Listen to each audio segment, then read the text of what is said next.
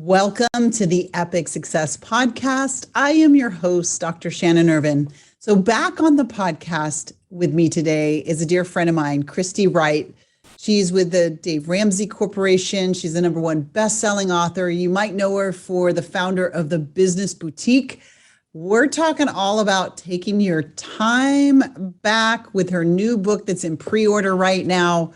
Christy is someone who can really help you look at all the areas of your life and ditch this idea of balance and really take your time back. So we're going to dive in. I'm looking forward to bringing this to you today. Lots of powerful information, but most importantly, practical ways to get your time back. All right, let's go. Christy, welcome back to the podcast. I'm so excited to be talking about this new gift that you are birthing out to the world. So welcome back. Thank you for having me. I am so excited to be here. And yeah, this is such a pain point. So man, it's good to talk about. It really, really is. And the perspective that you come from in the book, we're talking about her new book that's in pre-order. So make sure you pre-order. We're going to link it all up. Take back your time. But here's the thing that really stood out to me as I read through the whole book, the guilt-free guide to finding life balance. So let's just dive in the deep end, because this delusion of life, work, balance, like a balance, like that we could stand on a scale and put all our stuff on the other end of the scale and somehow it would ever measure out. I'd love for you to talk about that illusion and kind of what you found as you were writing this book. Yes. Well, here's what I found. We don't know what balance is. We just know we don't have it. And so it becomes this thing that haunts us, Shannon, like it haunts us. We always feel like we're failing. No matter what we do, we're sure it's the wrong thing. We are weighed down by guilt. We have a lot of interest and then we feel bad about that. We're busy and then we feel bad about that. We just feel bad no matter what we do. And so that's the reason that I wanted to take a new angle, a new approach to this topic and get to the issues below the issues. Yeah. So it's not just here's how you can manage your calendar better. Here's how you can be more productive. Listen, you can manage your calendar. You can be productive and still feel out of balance. And so I wanted to redefine this word. I want to reclaim this word. I want to redefine this word and set you free to create it in your life in a way that's right for you, knowing there's no one size fits all. Because to your point, well, first of all, this is the #1 question I'm asked. How do you balance it all? How do you balance it all? But to your point, I'm always asked as if it's this scale. Yeah. How do you balance it all? Like everything's supposed to be evenly weighted and we're supposed to do everything for an equal amount of time every day. And we set ourselves up to fail because that's not realistic. It's not even desirable. But what's interesting is we can do that and still feel out of balance. Yeah. And we've got all the analogies. Oh, spinning plates and juggling balls, and some balls are rubber and some balls are plastic and some are glass, and which ones can you drop on which days, and walking the tightrope, and gosh, that just feels stressful. That just feels full of anxiety and exhausting. And it also feels like that I can do all that. I can walk the tightrope and spin the plates and juggle the balls all perfectly. And I can still feel like something's not right in my life. I can still feel weighed down by guilt and still feel out of balance. And so I started asking a different question. What if balance isn't something you do? How you balance it all? What if it's something you create in your life? What if it's something you become where you could actually be a balanced person in an out of balance world? Where you could feel a sense of balance and still be busy?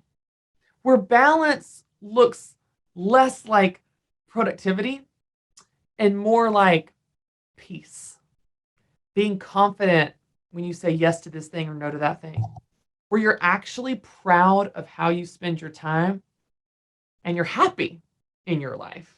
Imagine that. And I think, Shannon, that I just described is what we're actually after when we talk about balance. And that's what I want to help you discover in this book and even create in your unique situation and season.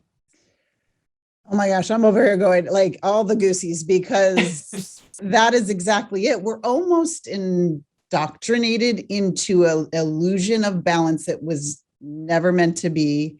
And I have been in that point where all the plates were spinning, all the balls were up in the air, and everybody was giving me the atta girls. Oh, good job. You're like, oh, you're doing all the things. well. But the reality is I knew like God has an order of things. And I was giving penance, like little bits to my family and little bits to him in the name of balance. And I didn't feel peace and I didn't feel happy and I didn't feel settled. Right. And I wasn't supposed to, because there's supposed to be an order of things. So dive a little deeper into that kind of redefinition of what this really could look like for someone. Yes. Well, I think we do feel this pressure, whether we say it or not, we feel it. Yeah. We feel this pressure to do everything for an equal amount of time, as if there's a pie and there's all these slices of the pie. There's fitness and family and spiritual walk and your business and your goals, and all of them are supposed to be equal, right? And we're supposed to do all of them every day. And so if there's a day we don't work out or spend time with God, we feel guilty. Yep. And aside from the fact that we've already covered that's not realistic or even desirable or practical in any way, I wanted to redefine this and say, this is the thesis of the whole book. Life balance isn't doing everything for an equal amount of time. It's about doing the right things at the right time. And when you do the right things at the right time, you actually feel that sense of balance that you've been looking for. But here's what's really cool. Not only do you feel balance in the moment because you're doing the right things at the right time, you shake the guilt for all the things you're not doing because they're not right now. It's not that they're never right. They're just not right now. And so when you begin to ask yourself different questions in order to make decisions, then you get better results. You're able to actually experience them and be present for them and be proud of them and enjoy them. And that will transform how you experience your whole life and how you view yourself in your life. And so, you brought up priorities. So I want to hit on this really quickly because I think we get it wrong. Mm-hmm. I think, especially believers, I'm just going to go ahead and call out my Christians for a second. Anyone listening as a person of faith.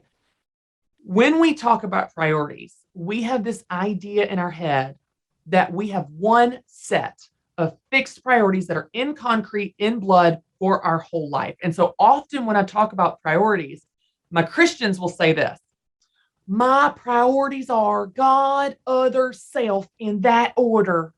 And I'm like, that is a beautiful Sunday school answer. That is very impractical for real life time management on a Monday. Okay. So like, how are we spending our Monday? Okay. So here's what here's what I teach in the book that I want to set people free. Yes, you will have a set of fixed priorities. These priorities are for when all hell breaks loose, push comes to shove, and the world is falling apart. You need to know what's first, second, third, and so on.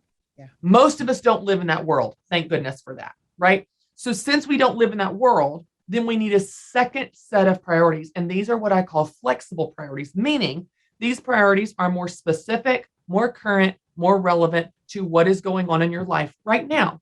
So the 3 time frames I give you in the book are your season, your week, and your day. So you're going to look at your season that you're in. In my example, it's this fall season. I kind of look at it in school terms. So fall, spring, and summer, but whatever's right for you. In this season, my number one priority, hands down, is getting this book out there. That means that I'm saying yes to every speaking opportunity, every travel, everything. Now, does that mean I don't love my children? No. That I'm a bad mom? No. It's that I have a season where I have a priority that reflects the season I'm in. Second to my book are my kids and my family. Other things that don't make the cut right now, at least not how they normally do, would be things like a clean house, working out consistently, and time with friends. No, this summer I worked out a lot. This summer I spent a ton of time with my friends. This summer I had a clean house. That's not a priority in this season. Yeah. When you do the right things at the right time, you feel that balance you've been looking for. And what's right for me right now is book and family, period. What that means is when I walk through my house and I'm stepping over toys, or I go a week and 2 weeks even, and I haven't worked out, I'm not going to beat myself up and tell myself I'm failing. I look at that mess and I see how I didn't work out and I think, oh, well, that's not right now. Yeah, that's okay. Because what is right now are the things I am doing.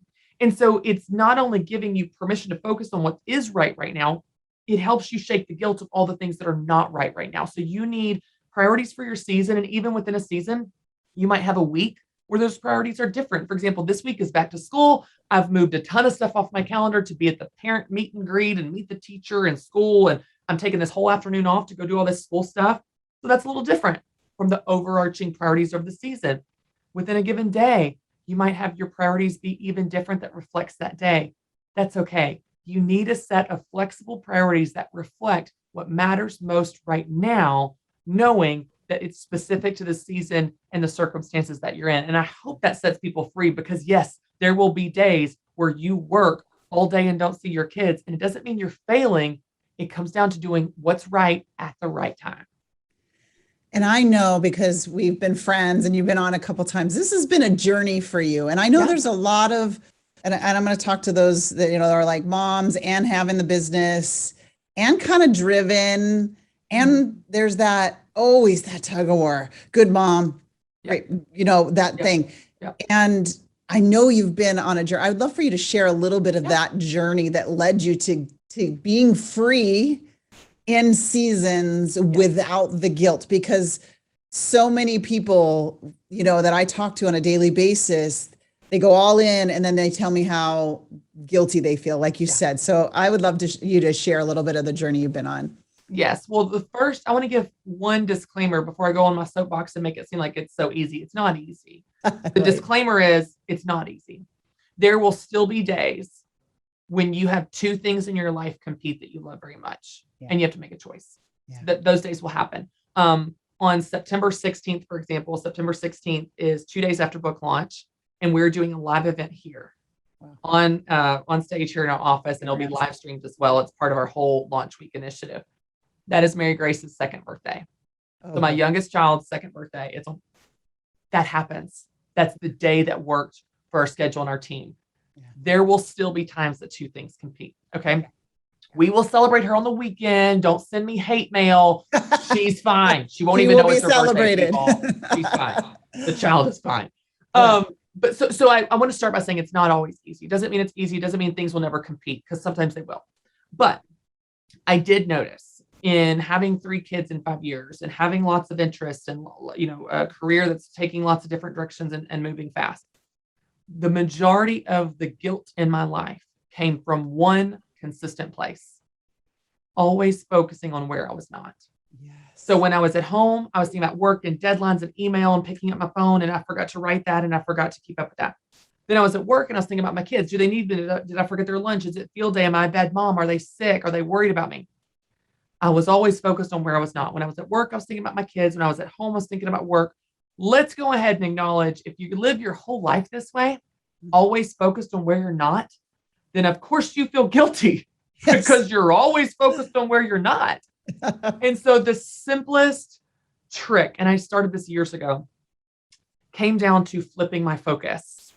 So instead of looking in the rearview mirror of what I'm leaving behind, I look through the front windshield of where I am. Be where your feet are. Wherever you are, be there. So right now, I'm getting to have this awesome conversation with you, Shannon, and I'm getting to talk to people, and I'm getting to make a difference. I'm getting to do work that I love. When I go home, I'm going to get on the floor. I'm going to look my kids in the eyes. We're going to wrestle and play and do dance parties and probably walk to the playground after work like we always do. It comes down to being where your feet are. And when you do that, you give yourself permission to focus on what's in front of you and shake the guilt for the things that you're not doing. By the way, you can do this with your to-do list. I know us women, us type A go-getters, we have a to-do list. We have a to-do list of 50 things. We do 47, and then we beat ourselves up for the 3 we didn't get to. That's truth. Focus on what you are doing. Focus on where you are. Focus on the things that you're getting right, where you're winning, and be proud of that. Not just be present for it, be proud of it. So there was a day a couple weeks ago where I got to the office at 6 a.m. for a satellite media tour. I was here all day, and I was here till 8 o'clock at night doing a live stream event. In the past, I would look at that day where I did not see my children at all and say I'm failing, because I'm going to measure my success as a mom on a day when I didn't see my kids. Right. Instead, with this new framework that I truly am living out with you guys, because it is hard, I looked at that day and I said, I did the right things at the right time. That day was a huge success. I put in a long day, and that was right on that day. And then on a Saturday where I don't work at all, or a Friday even, or this afternoon, I'm not working this whole afternoon, I'm going to be proud of how I spent time with my kids. So it comes down to focusing on what you are doing instead of what you're not doing. I love how I quote this in the book, my friend Tony would say, I'm always driving to somewhere that I love. When I'm driving to work, I'm driving to somewhere that I love. When I'm driving home, I'm driving to somewhere that I love. He's focused on what he's going to, not what he's leaving behind. And if you're not spending your time on things that you love, then I want to help you fix that in this book. That's why I walk out 5 practical steps to do what's right for you at the right time. But once you do that, you've got to be present for it and actually acknowledge that it is right, or else you're still going to feel guilty. Yeah, I'd love to dive into those steps, because that is, to me, of this book, it is the shifter. It is the thing that makes you go, wow, I had these glasses on and now I get to put these glasses on and I like these a lot better. But so many of us struggle with, well, how do we create all that? So I would love for you to share, just walk through a little bit of those steps. Sure. Well, I am with you. Like, show me steps, show me what to do. I'll do anything if you just show me what to do. I need a plan. So everything I write is a plan. So life balance is doing the right things at the right time. So the next question is, well, how do you do that? Okay, great. I've got 5 steps. And these are 5 tactical steps that if you do these, you will be doing the right things at the right time. You will feel that balance we've talked about. So step 1, figure out what matters to you. If you're going to do the right things at the right time, you need to know what the right things are. And here's the great news. You get to decide what's right for you. What is right for a new mom that just had a newborn is different than what's right for a woman trying to build her career, which is different than an Olympian like we just had this summer that's training 60 hours a week. Yeah. You get to decide what's right for you, and even more specifically, what's right for you in this season. Not what was right for you in your 20s, not what's going to be right for you in 6 months. What's right for you right now? Figure out what that is so that you can spend time on it. So that's step 1, is figure out what matters. Step 2, stop doing what doesn't matter. So many people say, I don't have enough time. I don't have enough. Listen to me. Yes, you do. You got time. You're just losing it in places you don't realize. And so this chapter is all about identifying distractions, time stealers, things you're losing time to that are not important to you, that are not right for you, in order to make room for things that are. And when we start to cut out some of this crap that steals our time, we are amazed at how much time we actually have for the things that matter most. So step 2 is all about cutting out the clutter and the distractions and things that don't matter. Step 3 is super tactical. Create a calendar that reflects what matters. Now, let's just camp here for just a second. We say all the time, especially your listeners, I know y'all do this. I know you do, because you're like me and we do this all the time. We say, I live by my calendar, live by it, live by my calendar. If it's not on the calendar, it's not I live by my calendar. And then we're shocked when all of the things we outlined in step 1 that matter so much to us don't happen. Yet we never put them on the calendar. Right. The only things on our calendar are dentist appointments and meetings and deadlines and soccer practice and PTA. Right. Going on a date night, taking a vacation, an early bedtime, reading that book, cleaning the house, working out. All these things we want to do are not on the calendar. Right. I'm going to help you put those things on your calendar so that they happen. If you put them on the calendar, they're that much more likely to happen. Even if you know in your head, oh, I think Thursday morning I'm going to work out. Put it on the calendar. It is so much more likely to happen when you see it on the system you've chosen to live your life by. Yeah. So step 3 is create a calendar that reflects what matters. And I'll walk you through super tactically how to do that step by step. Step 4, protect what matters. And that's all about boundaries and saying no to help you protect that balance you worked hard to create. But then step 5, I'll be honest, is my favorite. Step 5 is be present for what matters. Because even if you create the most perfect schedule in the world, if you're not present for it, you miss it. And so when I want to help you be where your feet are and experience these things actually while they're happening. Imagine that. And then you're going to also be able to enjoy them more. And so step 5 is be present for what matters. But what I highlight in the last chapter is that this is a cycle, not a start finish. Because in any new season, and we talk about seasons, in any new season, what matters to you will change. And so you go back to step 1 when you're in a new season. You have a baby, your kids go off to college, you get a new job, you've got a health scare you're dealing with. Any of these major areas of your life define your season. So you go back to step 1 and say, hey, what matters now? See, what mattered before that diagnosis, what mattered before my kids were in school, what mattered before my whole life turned upside down, it changes now. So we need to reassess what matters now. So in any new season, you go back to step 1 and you follow the path to balance. And then what's so beautiful is you're able to create your version of balance in each new season as you experience it. Oh my gosh, so dynamic and so living and breathing, and allows you to continue to grow because you're not literally chained to an archaic system that says I should do this and I should do this and I should do this and I should do that. Let's talk a little bit about this is something I hear from a lot of entrepreneurs. Okay, I am in it. I'm planning. I'm going to do it. But then they do it maybe in a little bit in a vacuum or alone. And then they get pushback, sometimes from people closest to them. Well, that's not my priority, right? And then what I hear a lot is, so now I have to change what I'm doing because that's no longer our priority. So I'd love for you to talk about that. I think that's one of the biggest struggle for a lot of entrepreneurs, is that kind of pushback from those close to us. So, you just made me think of something, and I've not talked about this before, but I think this is really interesting. I don't talk about this particular part of it in the book, but I think there are 3 key relationships we need to consider when we're pursuing this. Okay, let's just walk through these really quickly. You need to consider the relationship with yourself. And I know this sounds silly, but you just said, I should. So often the expectations that are the hardest to live up to are our own. And so I was just on the conversation with my friend Jenny the other day, and she's like, well, I decided that, when my kids went back to school, I was going to start working part-time again. I've been staying home this whole summer. And so trying to get my resume and career. I mean, you could just hear the anxiety in her voice. Yeah. And so I sent her a message back, and I was like, you know who decided that? You did. So you can just decide not to. Like, you can just decide to start working part-time in October. You can change your mind. Yeah. And so I think we need to check our shoulds. Where does that come from?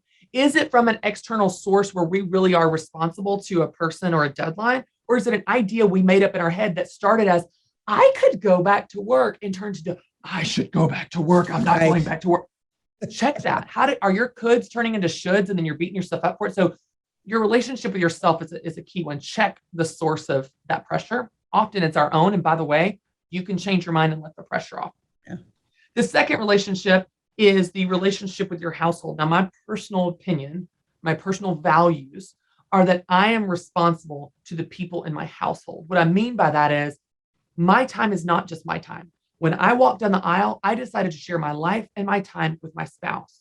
So I'm not going to set a schedule and not consult him. I'm not going to decide to work out 5 days a week in the morning and leave and not consider him, when he's then going to have, there's a domino effect of childcare. Yeah. If our baby screams at 5 a.m., he's the one, and maybe he's off on a flight. Like, this is a conversation starter for you and your family, and even your older kids. Ask them, what's important to you in this season? What matters to you in this season?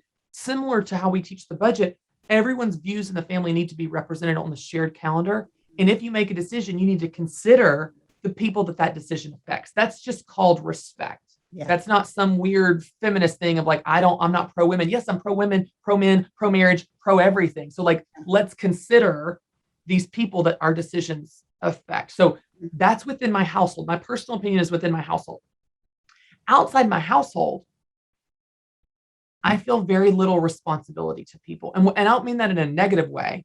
What I mean is, if I make a decision that's right for me and right for my family, and someone doesn't like it, a friend, an acquaintance, maybe even an extended family member, if they don't like it, I see that as their problem, because it's not their time.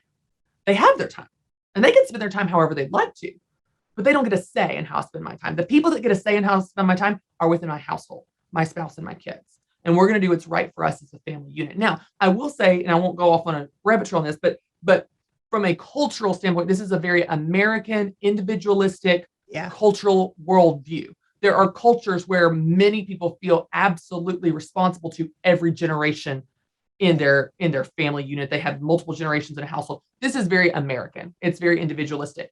That's maybe not right for everybody, but you do need to decide, who do I feel responsible to? And then your decisions should reflect who you feel responsible to. But I would argue you're not responsible to everyone. You're not responsible to that random person on Facebook. You're not responsible to even all of your friends that have an opinion about your life. They have a life. They have their time. They can spend it how they want to. They don't get a say in how you spend yours. And so I think we've got to understand the different dynamics of who gets a say and who doesn't and how we spend our time. So powerful, because I think this is a piece that takes some learning to do, but having this framework allows you to pull in these things that are our values that are important to us, right? That we consider. And then the celebration is collective, like your wins become their wins and vice versa, because we're supporting each other in the season. I love the premise of taking your time back, but this is how to do it. Right. This is actually, not, and we have a morning routine that we give out for those who've never done one before. We do that stuff, but this is how you actually gain freedom from the shoulds, right? Yeah. I want to help you shake that guilt. I want to help you figure out what your version of balance looks like, what's right now for you. Spend your time on that. And then once you're doing it, I want you to be proud of that. So it's such a simple concept, tactical how you live it out, but the implications and the results are massive, Shannon. That women could maybe listen to this podcast, buy the book and do this. And then as a result, they are happier in their life, that they actually like themselves more, that they're proud of how they spend their time. That's massive. That's a massive result. And I think that much is on the line, because here's what I would say. My heart behind this book, the heart behind the tactical steps, is I see women all day, every day, walking around feeling like they're failing, and they're not. They have a narrative and a toxic tape in the back of their mind that they're failing as a mom, they're failing in their business, they're failing in life, and they're not. And I want to set them free and say, you are not failing. You are doing a good job. Here's how you can do what's right for you and actually be proud of that. And that, to me, it's not a message of productivity. It's a message of permission and a message of freedom that I wrote into those pages. That's the heart behind it. Yeah. And that heart comes shining through. Imagine a generation that goes through this process, continues to go through this process, that is free from condemnation, free from guilt, and actually fully present in the places that they're called to be. Imagine what kind of parent or business owner you get to be when all of it is based in freedom, because you're right where you're supposed to be. Christy, once again, I don't know how you do it, but this is an incredible gift to the world. Make sure you're going to pre-order it. We have all the links below. And as usual, when I bring on somebody who's close to me that I trust their writing, we always love to gamify it a little bit. So make sure you send in your receipt. We're going to give you a very, very cool free gift that we only give our paying clients, but you got to send in your receipt. So make sure you do that and send it to support@drshannonirvin.com. All the information is in the show notes. Christy, as you're going out there, the date that it goes live is in September 14th. So make sure you get it now, because it's going to sell out, and then you're going to cry because you don't have the system. I'd love for you to leave us with just one last thought of what just becomes possible once this is working seamlessly in people's lives. Yeah, I know this sounds simple and maybe cliche, but I put this sentence in the book like 100 million times because I just want people to get it. You get one life. Yeah. You just get one. How you spend your time is how you spend your life. So spend it on what's most important to you. And thank you for having me, Shannon. I love what you do. You are such a light in this space. I learned so much from you, and I'm just so grateful to partner with you. So thank you for having me. Oh my gosh, anytime. And we're excited. So we're going to celebrate with you. We're going to be having like our own little party, just to make sure to remind everybody to get in there and read it. I want to make sure you get through this cover to cover, because it's a game changer. So Christy, thank you. And we'll see you soon. Awesome. You're the best. Thanks, Shannon. Okay. Wow. Tactical. From the heart, exactly how to really determine the season that you're in, making sure you're doing what matters. This lines up so much with the way the brain is wired, right? We're building networks toward what we want instead of the rear view mirror, as Christy talked about. So the links are down below. Take your time back, and I can't wait to see you on the next Epic Success podcast. Bye for now.